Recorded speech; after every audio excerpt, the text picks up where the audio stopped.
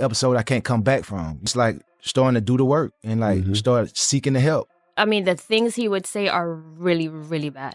And I just have to like take a deep breath. Like I said, I'm not talking to you right now. You want to sit here and be crazy alone? I'm not going to allow you to. He didn't just make trap music. He built it from the dirt up, only to watch it nearly destroy him. Prison time, wild shootouts, a mind battling demons, and artists from his own label dropping one by one. It's like tragedy wouldn't leave him alone. This is the story of Gucci Mane and how close he came to losing everything with real blood spilled on the streets. Back in 2005, things were finally starting to look up. Gucci had just dropped Icy with Jeezy, and for the first time, his name was echoing far beyond Atlanta. Money was rolling in, fame was on the rise, but destiny had something darker waiting.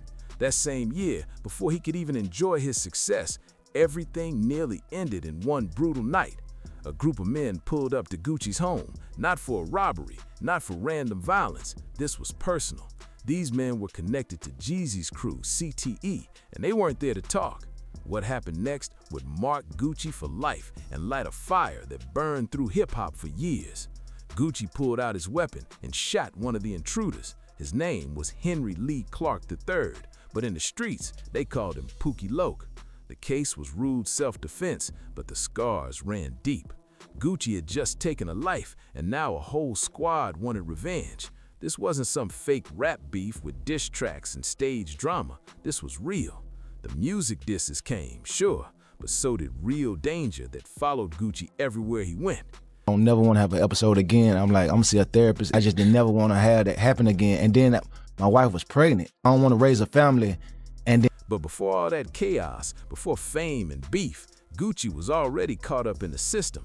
Back in April 2001, when he was just 21 years old, he got locked up on cocaine charges. He served 90 days behind bars, and that short sentence turned into a lifelong cycle. Trouble kept circling back, over and over. The streets raised him, but they wouldn't let him go. After the Pookie Loke shooting, you'd think Gucci might chill, maybe stay off the radar, but that's not the Gucci story. He wasn't built to fade into the background. His life was about to spiral even deeper into the madness. Between 2005 and 2006, Gucci couldn't seem to stay out of trouble. He got hit with assault charges, first for cracking a promoter with a pool cue, then for allegedly hitting a fan with a bottle. That probation violation earned him 6 months behind bars, but 6 months turned into more time, and more time brought more cases. By 2008, Gucci wasn't just a rapper anymore. He was known as hip-hop's Jailbird. Every few months, it seemed like he was getting booked again. Driving violations, probation breaks, assault charges, it was non-stop. One of those cases was especially wild. He was accused of pushing a woman out of a moving car. That's not something you can brush off or spin. It was serious. And yet, the music never stopped. Even between jail stints, Gucci stayed in the studio every chance he got. The fans were still locked in, the streets were still behind him, and Gucci kept dropping mixtapes like Chicken Talk in 2006. That tape was raw, unfiltered, and pure trap energy. It showed exactly what Gucci was about. He wasn't just making songs, he was shaping a sound that would become the DNA of a whole movement.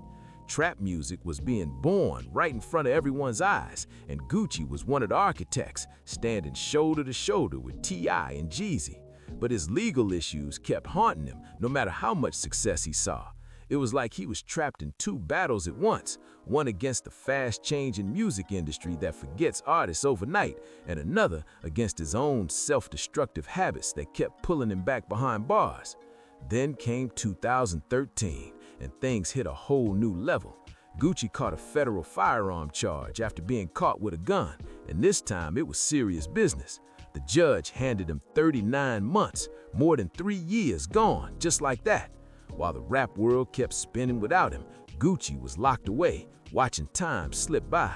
But what came next would prove something crazy. His grind didn't stop even when he was trapped behind bars. Even behind bars, Gucci refused to slow down. While serving federal time, he dropped more than 10 albums and mixtapes straight from his prison cell. Most rappers can't even release one solid project a year with a full team and freedom on their side. But Gucci was running the streets musically while sitting behind bars. He turned that cell into a studio of ambition. DJ Booth once laid out a full timeline of his incarcerations, and man, it's tough to look at. Over a dozen times locked up, each one for something different. Probation violations, assaults, firearm cases, you name it. The years would stack up like charges on a sheet, and it felt like Gucci couldn't escape the cycle. One Reddit user summed it up perfectly when they said Gucci ended up locked up because of his anger issues, and they weren't lying. Most of those cases came from moments when he just lost control, when the pressure built too high, when something inside him just snapped. But here's what almost nobody talked about back then. Why did he keep doing it? Why couldn't he break free from the same patterns that kept hurting him? Nobody was asking what was really going on in his head. Nobody saw the pain behind the madness. People only saw another rapper in trouble, but there was way more beneath the surface. Years later, the truth finally started to come out. Gucci wasn't just battling the law, he was fighting a war in his own mind. The erratic behavior, the rage, the sudden explosions, they weren't random. The man was dealing with real inner demons that the world didn't understand yet. Then came the moment that turned heads everywhere, the ice cream cone tattoo. In 2011, right after being released from a Georgia mental facility where he'd been sent for a court-ordered psych evaluation, Gucci walked straight into a tattoo shop and got that now iconic 3-scoop ice cream cone inked on his face. It wasn't just ink, it was a symbol of the chaos, the struggle, and the rebirth of a man trying to find control in a world that kept spinning out. At one point, I called his attorney, I called some bodyguards, and I just planned a whole kidnap, and we kidnapped him and took him to the hospital because we could not get him to the hospital. Not on his arm, not on his chest, on his face. When Gucci stepped out with that ice cream cone tattoo, the internet went insane. Memes flooded every corner of social media. People called him crazy, and everyone was laughing. Nobody saw the pain behind that ink. But years later, Gucci admitted the truth. That tattoo wasn't for style or shock. It was a cry for help during a Manic episode. He wasn't trying to be edgy or start a trend. He was spiraling through a mental health crisis, and no one around him knew how to stop it. That same year, in 2011, Gucci had gone through a psychiatric evaluation after pleading mental incompetence to avoid a probation revocation. At the time, people thought it was just a slick legal move, a way to dodge another jail stint. But looking back now, it's clear something was deeply wrong. The system saw it, the courts saw it, but once he got out, nothing actually changed. Then came the Twitter rants. Out of nowhere, Gucci would post wild accusations, shocking statements, and start calling out people who had once been his friends. The industry watched in real time as Gucci's world seemed to unravel right in front of everyone's eyes. But instead of understanding, most people brushed it off. They said he's on something or he's just looking for attention. Nobody stopped to think there might be something deeper going on. The truth is, Gucci was using heavy during that time. And yeah, the drugs made things worse, but they weren't the root of his chaos. They were a symptom of it. He was trying to quiet something inside him that he didn't even understand yet. It wasn't until years later, in his 2025 memoir, Episodes, The Diary of a Madman, that Gucci finally opened up and told the full truth. He revealed that he had been diagnosed with bipolar disorder and paranoid schizophrenia. Two powerful conditions clashing inside one man, fueled by years of substance abuse. The manic highs from bipolar disorder mixed with the paranoid delusions of schizophrenia created a storm so wild that even Gucci himself couldn't control it. Gucci's wife, Keisha Kaur, has been brutally honest about what those episodes were really like from the inside. She said that when Gucci was in one of his manic states, the things he'd say were so wild, so hurtful, that she sometimes had to physically leave the room. She refused to argue with him when he was in that headspace. She told him straight up, "I'm not going to sit here and watch you act like this." But there was one moment that proved just how serious things really got. During one of Gucci's episodes, Keisha realized she couldn't get him to go to the hospital on his own. He was too far gone, too deep in the storm to listen to reason. So she did something drastic, something that might sound extreme, but at that point, it was the only move left. She called his lawyer, called his security team, and together they planned what she described as a kidnapping. Yeah, you read that right. They literally had to kidnap Gucci and take him to the hospital so doctors could place him under a potential 15150 hold, an involuntary psychiatric commitment. That's the same kind of hold Britney Spears was placed under during her conservatorship. This wasn't some small intervention or family talk. This was life or death concern from the people closest to him, who saw that Gucci was a danger to himself and maybe even others. During those manic highs, Gucci would start giving away things compulsively: cash, jewelry, designer clothes, even expensive chains he'd worked hard for. He'd hand them out like it was nothing. And later, when the episode passed, he realized some of the people around him knew something was wrong but took the gifts anyway, pretending it was all good. That betrayal cut deep. When Gucci finally walked out of prison in 2016, he didn't just leave his old life behind, he left his whole circle. Everyone who had stood by watching him spiral, everyone who took advantage of him when he wasn't in his right mind, they were gone, erased from his life. By 2019 or 2020, around the COVID years, Gucci started seeing a therapist regularly. That was his turning point. After everything, the arrests, the addiction, the breakdowns, he finally made the choice to get real help. He decided he wasn't ever going back to that dark place ever again. Gucci knew he couldn't build a future with Keisha just to lose it all because of his mental health crashing again. He didn't want to risk having another episode that could destroy everything he'd worked so hard to rebuild. After everything he'd been through, the empathy he carried ran deep. When he saw other artists breaking down in public, he didn't judge. He understood exactly what that pain felt like.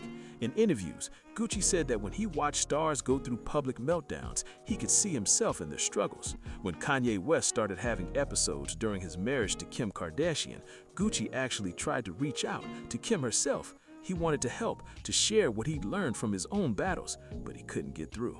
He didn't want to look like a clout chaser or a fan. He genuinely wanted to help because he knew what Kanye's family was living through.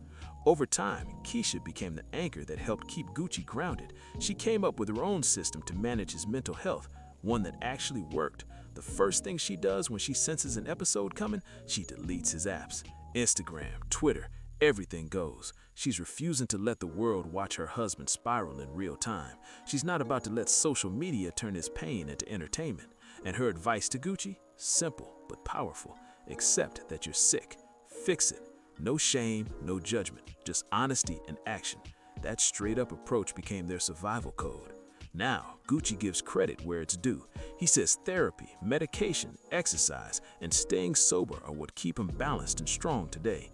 After years of chaos and pain, he's finally in control. And this time, he's determined to keep it that way. You know how much it costs for jury? Like, Yeah. I would give my friends jury, and like they know I went well, they'll take it. Mm-hmm. Damn. They take advantage of you. I felt like, damn, they know something's going on with me, but they'll take it. So it's like, when I got out of jail, like I cut off all my friends, my old friends. I'm like, damn, they were taking advantage. These days, Gucci doesn't hide a thing. He's completely open about taking his meds every single day and putting in the real work to stay healthy. He talks about his routine, his discipline, and his therapy sessions because he knows how powerful it is to be honest about the struggle. He's sharing his story publicly, hoping that maybe someone else out there, fighting their own invisible battle, might find strength in his journey. The demons that haunted Gucci Mane for years weren't just metaphors, they had names: bipolar disorder and paranoid schizophrenia. Once he faced them head on, everything else in his life finally started to line up. The music, the business, his marriage, it all began to make sense once he took control of his mental health. But while Gucci was fighting his internal war, chaos was brewing all around him. Not everyone in his world made it out alive. That's when people started whispering about something dark, the 1017 curse. For years, fans have claimed that Gucci's label, 1017 Records, was haunted by tragedy. At first, it sounded like the usual internet talk, people chasing conspiracies, connecting dots that didn't exist. But then, one by one, the headlines started stacking up, and it became hard to ignore. Every time it seemed like a new artist was on the rise, something terrible happened.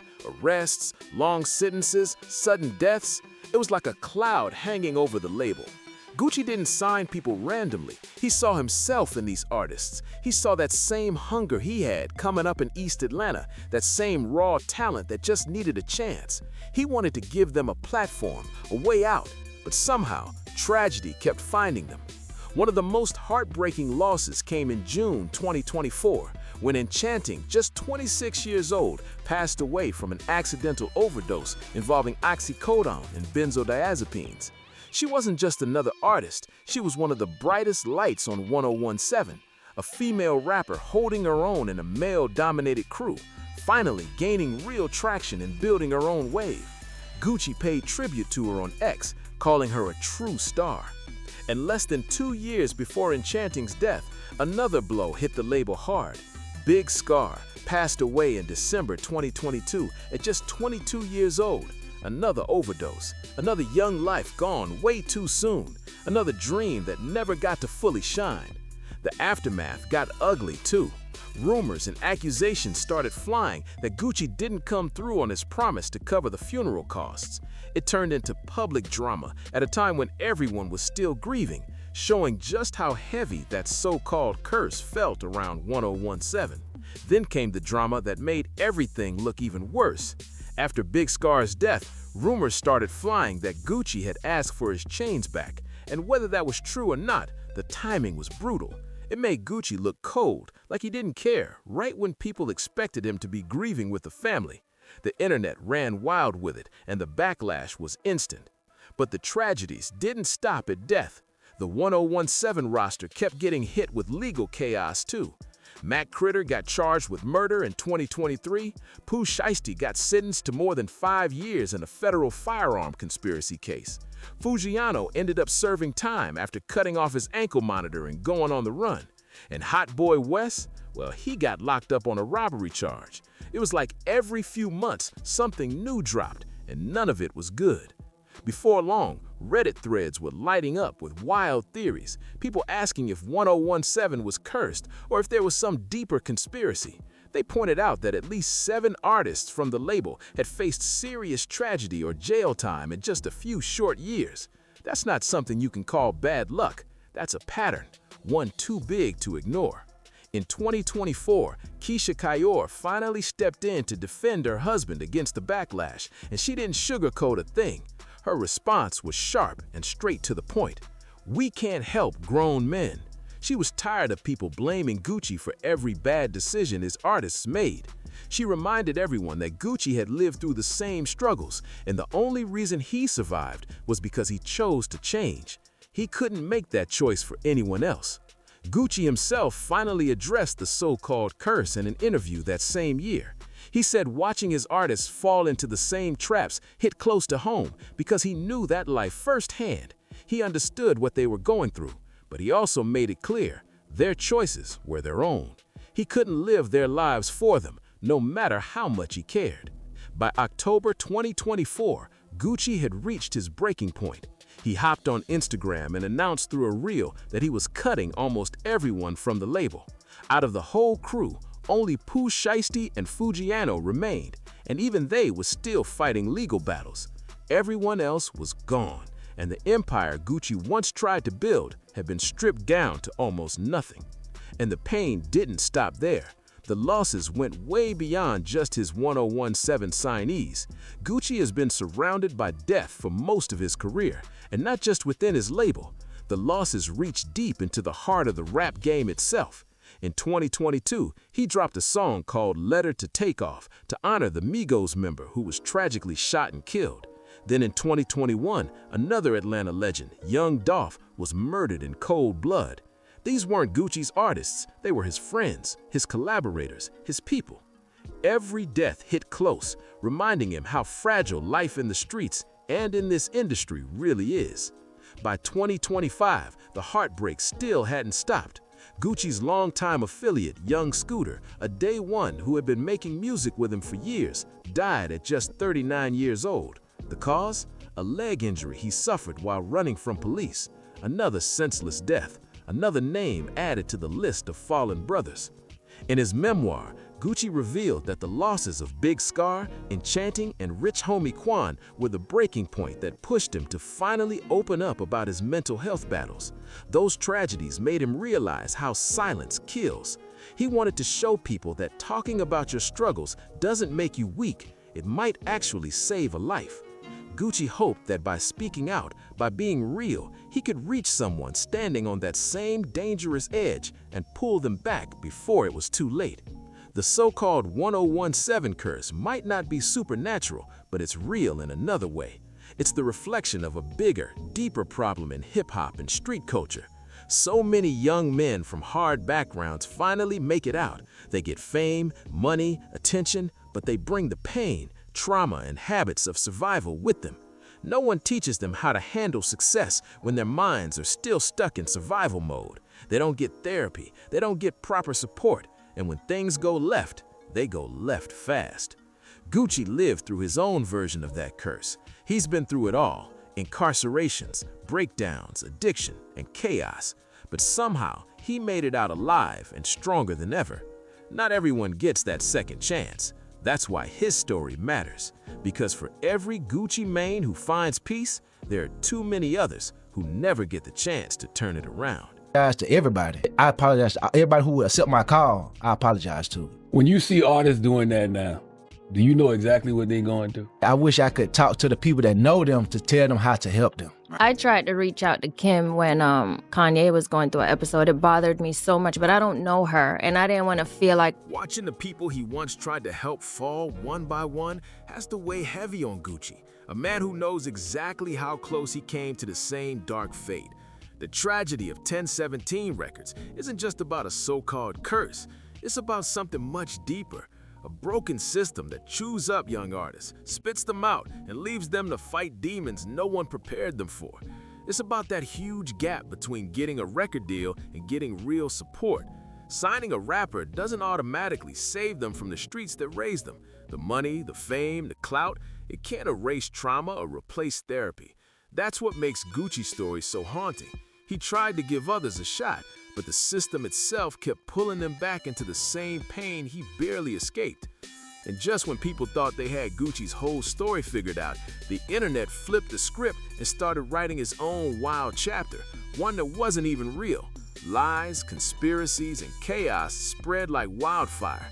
In January 2026, a rumor exploded across X, claiming that Gucci Mane had been shot 8 times at an Atlanta gas station. The post said he was on life support, fighting for his life, and it spread fast.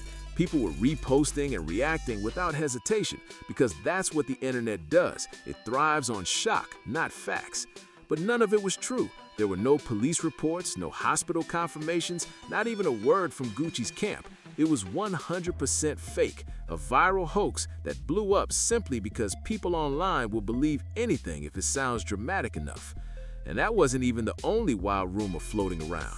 Toward the end of 2025 and into early 2026, things got even stranger. After Pooh Shiesty was released from federal prison early in October 2025, one of the only 2 artists Gucci had kept on 1017, the internet instantly went crazy with speculation. Fans started guessing what would happen next. Would Shiesty stay loyal to Gucci? Would he go solo and leave the label behind? Then came the real madness. Rumors started spreading that Shiesty had robbed and kidnapped Gucci at gunpoint to get out of his 1017 contract. The story blew up overnight, shared by gossip pages and fake news accounts, each version wilder than the last. But again, no proof, no evidence, no police reports, just internet noise feeding off Gucci's name. It showed how fast fiction can drown out truth when people would rather chase drama than reality. And for Gucci, who had already lived through enough real pain, seeing the world make up new ones had to cut deep. The rumor mill went wild, claiming Pooh Shiesty wanted to leave 1017 and sign with Yo Gotti's CMG, and apparently the only way to do it was through violence. Even Whack 100 and Tasha K jumped in, which only made things messier.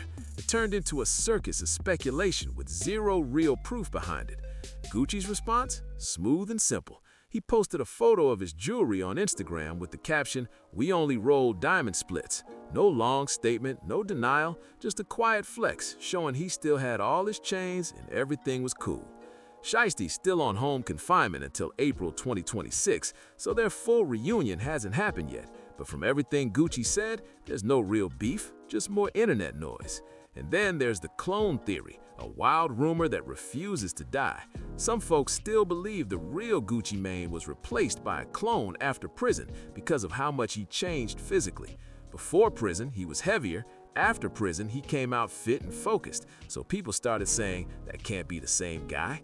But the truth is simple. Gucci got sober, worked out, and completely rebuilt his body. That's not cloning, that's discipline and growth. Still, the theory pops up every time he makes a public move. For some, it's a joke. For others, it's something they actually believe. If anything, all these wild stories prove one thing. Gucci Mane still runs conversation. People care enough to invent rumors, debate his identity, and keep his name trending, whether it's about music or madness. Discussions on Reddit still debate Gucci Mane's impact and legacy. Some users rank him as one of the most influential rappers ever, crediting him for helping shape trap music. Others agree he's important, but say his recent verses don't hit like his older classics. Still, most people agree on one thing: his legacy is solid no matter what he releases now. When you look at his catalog, it's almost unbelievable. Over 100 projects, albums, mixtapes, and collaborations spanning his entire career. And the wild part is that many of those were made during times when he shouldn't have been able to work at all. He kept dropping music while in jail, during mental health struggles, and through endless legal issues. That's the real paradox of Gucci Mane. His life has been full of tragedy and setbacks, but his drive never stopped. When most people would have quit, he kept pushing. When his situation should have silenced him, he found a way to keep creating. And through everything, chaos, loss, and pain, he kept surviving when survival itself wasn't guaranteed. I said, Gucci, you just have to accept that you're not well and fix it. Just accept it. When I had an episode in like 2019 or 2020, COVID. around COVID, like after that, I was like, man, I gotta really just hold myself accountable and take care of my health. At this point, all the rumors and conspiracy theories are just background noise. None of them can take away what Gucci Mane has built or the impact he's had on an entire generation of artists. The chaos around his name might never go away, but now he's learned how to turn that chaos into something powerful: redemption. As of January 2026, Gucci is back in full motion. He's touring again, performing live, and proving that he's still got it. In October 2025, he hit the stage of Brooklyn Bowl, bringing that same energy fans have loved for decades. At the same time, he's been promoting his memoir, Episodes, The Diary of a Madman, which dropped in late 2025. And this isn't just another flashy celebrity autobiography, it's deep, raw, and personal. In the book, Gucci lays everything out: his mental health journey, the manic episodes, the diagnoses, and the road to recovery. He puts his most vulnerable moments on paper for anyone who wants to truly understand what he went through. And he's been open about why he's doing it now. He's lost too many people, artists, friends, and peers, people who went through the same pain he once did but never made it out. Big Scar, Enchanting, Rich Homie Quan, the list keeps growing, and every loss pushes Gucci to speak louder about the importance of getting help. His goal is simple but powerful. If his story can reach even one person on the edge and convince them to ask for help, then it's worth it. The transformation Gucci has gone through since his release from prison in 2016 is nothing short of remarkable. He went from being known as hip-hop's Jailbird to becoming a sober, focused, and health-driven mogul. His estimated net worth now sits somewhere between $14 and $20 million, depending on which report you read. He's got a family, a stable life, and a routine built on discipline and awareness. And perhaps the most important part, he takes his medication every single day. That might sound simple, but for people battling mental health conditions, that consistency is everything. Staying on your meds when you start feeling fine, keeping up routines when life gets hectic, that's the hardest part. But Gucci doesn't, because he knows what happens when he doesn't. He's lived it, survived it, and now he's using that experience to help others find their way out too. Gucci has been to the edge and back more than once, and he's made it clear he never wants to go there again. Through all the madness, one thing has stayed constant: Keisha Kaur. She's been the anchor holding him steady when the waves got rough. When Gucci couldn't see a breakdown coming, she could. She's the one who deletes his apps when she senses a crisis brewing, the one who steps in and calls for help when he can't see how bad things are getting. Their relationship isn't just romantic, it's a partnership built on understanding, discipline, and teamwork. Keisha learned how to recognize the signs of his condition and how to respond before things spiral out of control. Together, they've built a system that actually works, one that keeps Gucci grounded and focused no matter what life throws at him. Gucci's also been honest about another major part of his recovery: cutting people off. When he got out of prison, he took a hard look at his circle and realized some of the people closest to him weren't friends at all. They were the ones who watched him spiral and said nothing, the ones who took expensive gifts knowing he wasn't in his right mind, the ones who laughed while he broke down. So he did what had to be done. He let them go. Building a real support system meant removing anyone who didn't actually care about his growth. The old crew had to go so the new version of Gucci could live. And through it all, the music kept going. Sure, some critics say his newer work doesn't hit the same as his old classics, and in some ways, that's fair. The hunger that drove early Gucci during projects like Chicken Talk was born from survival and desperation, and that kind of energy is hard to recreate when you're living clean, comfortable, and free.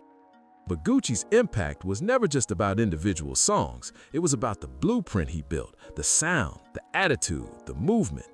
Trap music as we know it today stands on the foundation Gucci helped lay alongside T.I. and Jeezy back in the mid-2000s.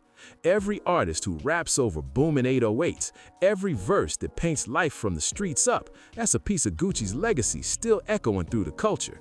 Every rapper in the trap scene today owes something to that foundation Gucci helped build. His influence is stitched into the genre itself. It's in the beats, the flow, the attitude. And even after all the pain and loss tied to 1017, Gucci's still out here investing in the next generation. He's talked about having big plans for Pooh Shiesty once he's off home confinement, and he's ready to reconnect with Fujiano when he gets home too. After watching artist after artist fall, you'd think he might give up on mentoring new talent, but that's not Gucci. Maybe it's risky, maybe it opens him up to more heartache, but that loyalty is who he's always been. He looks at these young rappers and sees a reflection of himself, the kid from the streets who just needed a real shot, someone to believe in him when no one else did. He remembers being the one making bad decisions while trying to make good music, the one nobody thought would survive long enough to make it out. But he did survive, not without scars, not without pain, but he's still standing strong, still working, still trying to help others avoid the same traps that almost destroyed him. Gucci Mane's story isn't just about music, it's about resilience. It's proof that you can fall 100 times and still rise again. Thank you for watching. If you enjoyed this deep dive into Gucci Mane's wild and inspiring journey, make sure you subscribe, like, and share this video. And if you want to see more stories like this one, click one of the videos on your screen right now. You won't want to miss what's coming next.